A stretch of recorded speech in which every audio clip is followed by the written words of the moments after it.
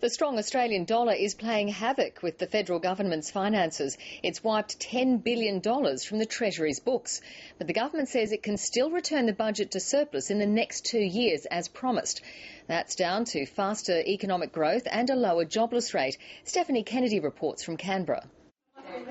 The latest report card on the budget's economic position is a document the government's proud of, with the Treasurer declaring the Australian economy is the envy of the world. These numbers demonstrate the fastest, most positive turnaround in the government finances in 40 years.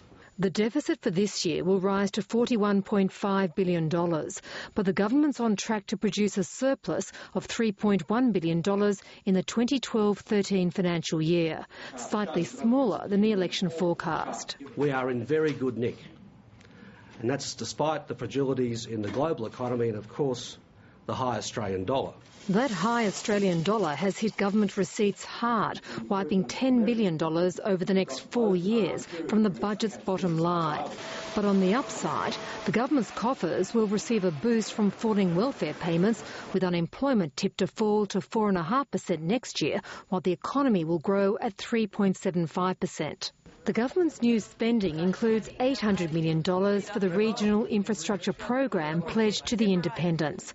The extra spending's been offset in part by a $300 million special dividend payment from Medibank Private and an extra $190 million from rising passport fees. Today the government has delivered a recipe for higher interest rates. The government lacks ticker.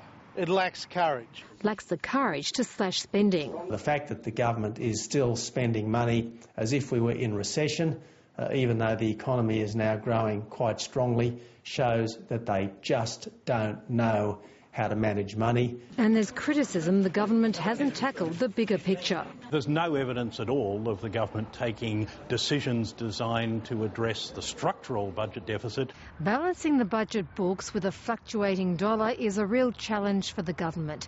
These latest figures are based on an Australian dollar estimate of 98.5 US cents.